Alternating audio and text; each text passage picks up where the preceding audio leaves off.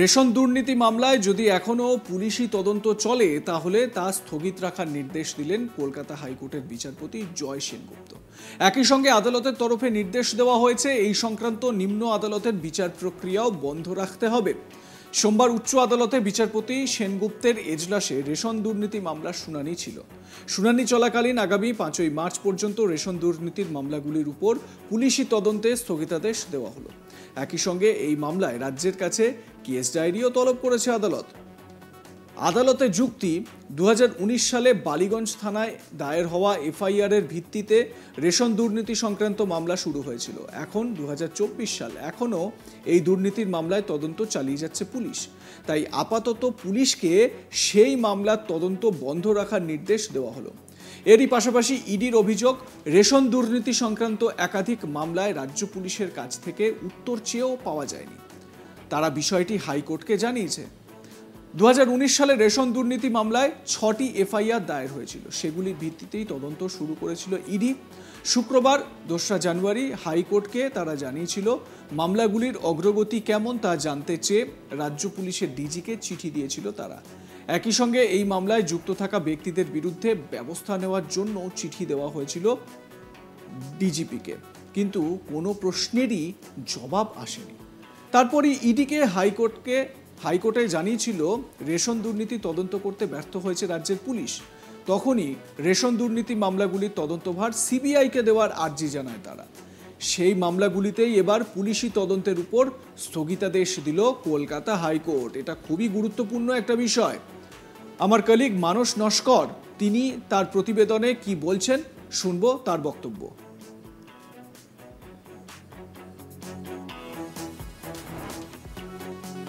এই মুহূর্তে কলকাতা হাইকোর্টের অত্যন্ত গুরুত্বপূর্ণ খবর হচ্ছে, রেশন দুর্নীতি মামলায় রাজ্য পুলিশ যতগুলো এফআইআর দায়ের করেছিল তার ওপর মার্চ মাসের 5 তারিখ পর্যন্ত, অর্থাৎ 5 মার্চ পর্যন্ত স্থগিতাদেশ জারি করলো। সমস্ত রকমের রাজ্য পুলিশের তদন্তের উপরে স্থগিতাদেশ জারি করেছে কলকাতা হাইকোর্ট। বিচারপতি জয় সেনগুপ্ত আজকে এই নির্দেশ দিয়েছেন।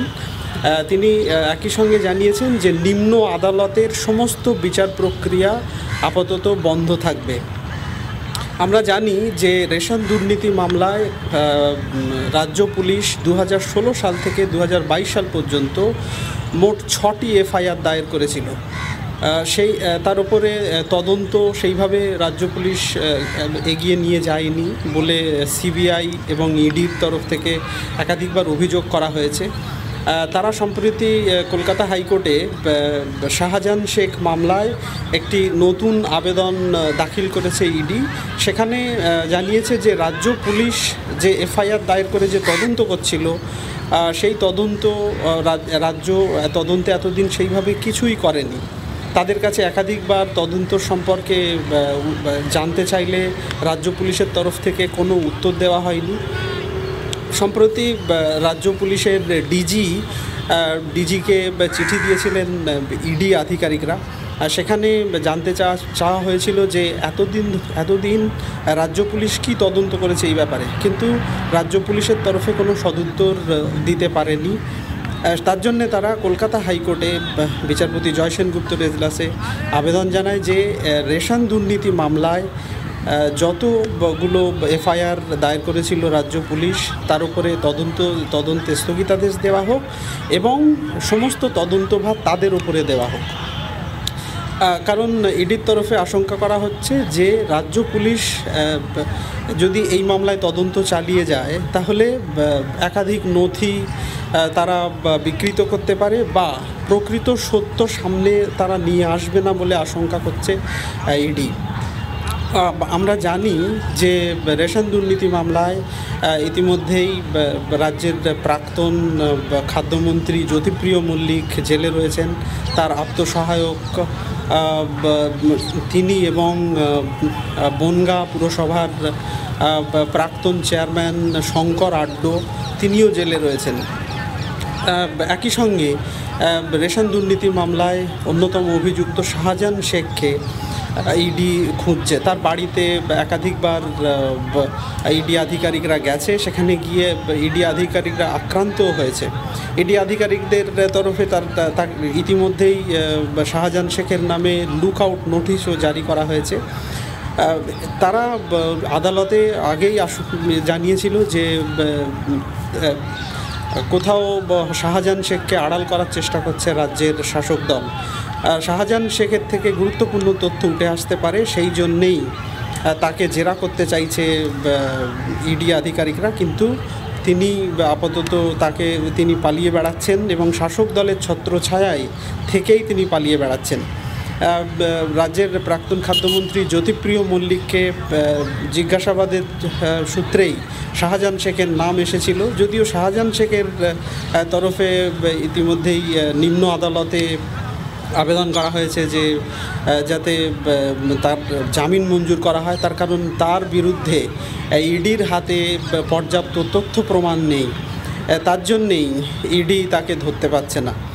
ইডি তার বাড়িতে গেছে, তাকে সমন না পাঠিয়ে আগে যদি প্রকৃত সত্য কোনো তথ্য যদি থাকতো ইডির হাতে, তাহলে ইডি তো তাকে গ্রেপ্তার করতে পারত, কিন্তু তা না করে ইডি আধিকারিকরা তার বাড়িতে লুক আউট নোটিশ সাটিয়ে এসেছে।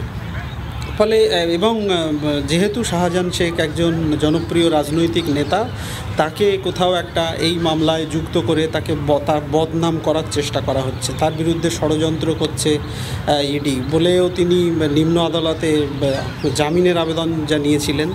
সেই মামলা আপাতত এখনও নিষ্পত্তি হয়নি। কিছুটা শুনানির পর সেই মামলাতে ইডির বক্তব্য এখনও আদালতে দাখিল করার সামনের শুনানিতে ইডি আধিকারিকরা তাদের বক্তব্য জানাবেন। আপাতত রেশন দুর্নীতি মামলায় রাজ্য পুলিশ যে 6টি এফআইআর 2016 সাল থেকে 2022 সাল পর্যন্ত দায়ের করেছিল রেশন দুর্নীতির তদন্তের জন্য, সেই সমস্ত মামলার ওপর স্থগিতাদেশ জারি করেছে আজ কলকাতা হাইকোর্ট। বিচারপতি জয় সেনগুপ্ত নির্দেশ দিয়েছে 5 মার্চ পর্যন্ত এই মামলায় কোনো তদন্ত রাজ্য পুলিশ করতে পারবে না, এবং নিম্ন আদালতে যত বিচার প্রক্রিয়া এই মামলার সূত্রে চলছে সমস্ত বিচারের ওপর আপাতত স্থগিতাদেশ জারি করেছে বিচারপতি জয় সেনগুপ্ত। আমার কলিগ খুব সুন্দরভাবে এই রেশন দুর্নীতি মামলায় সোমবার কলকাতা হাইকোর্টের যে নির্দেশ, সেই নির্দেশের ব্যাখ্যা খুব সুন্দরভাবে দিলেন। অর্থাৎ এটা বোঝা গেল যে কলকাতা পুলিশের বা রাজ্য পুলিশের যে তদন্ত, সেই তদন্তের ওপর কিন্তু আদালতের আস্থা নেই। সেই কারণেই পুলিশের তদন্তের ওপর স্থগিতাদেশ জারি করা হয়েছে। একই সঙ্গে কেস ডায়েরিও তলব করেছেন বিচারপতি জয় সেনগুপ্ত। আপনাদের মতামত জানান, দেখতে থাকুন আজ তাক বাংলার ইউটিউব চ্যানেল, সাবস্ক্রাইব করে নিন চ্যানেলটি, বেল বাটন প্রেস করতে ভুলবেন না।